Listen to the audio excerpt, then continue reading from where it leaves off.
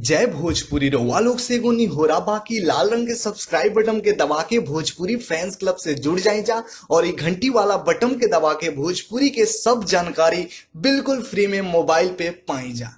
परिणाम भोजपुरिया जहान हम पंडित अनिकेत तिवारी आप लोग के स्वागत कर रहा बानी आप लोग के भाषा वाला आप लोग के favourite channel Bhojpuri fans club में। रिपोर्ट में रउआ लोग के बतावे चार हलवानी की बहुत जल्द आप लोग के बीच में खेसारी लाल यादव के नया धमाका होके चार हलवा बड़ा ही जबरदस्त एगो लोकगीत तार हलवा जो लोकगीत के नाम बा चढ़ते लगनिया ए जान। जी अभी बता दिए गाना में आप लोग खेसारी लाल यादव और शिल्पी राज के मधुर आवाज सुने के मिली। गाना जो की music wild Bhojpuri YouTube channel पर रिलीज कर दिया जाए। जो गाना के लिखले बड़े विजय चौहान और गाना में म्यूजिक दिले बड़े आर्या शर्मा और गाना के निर्माता बड़े नीरज सिंह जी। तो मिला जुला के बड़ा ही बेहतरीन टीम में गाना में काम के लिए भी। और जब भी खेसारी लाल यादव और शिल्पी राज के मधुर आवाज को गाना में सुना ला गाना ऐसा ही सुपर डुपर हिट हो जाला। तो इंतजार करी जा बहुत जल्द आप लोग के बीच में आ रहा बा खेसारी लाल यादव के नया गाना। जो गाना के नाम बा चढ़ते लगनिया ए जान जो की music wild Bhojpuri official YouTube channel से रिलीज हुई।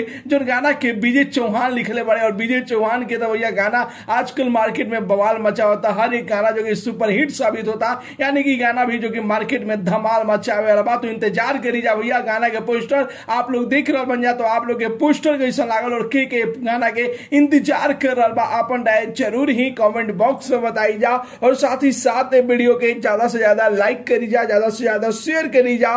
और भोजपुरी जगत के हर छोट बड़ न्यूज जाने खातिर अपन भाषा वाला चैनल भोजपुरी फैंस क्लब के जरूर ही सब्सक्राइब कर लीजिए। मिलता है भैया अगला वीडियो में एगो नया न्यूज के साथ है। तब तक के लिए बाय बाय, टेक केयर, जय भोजपुरी।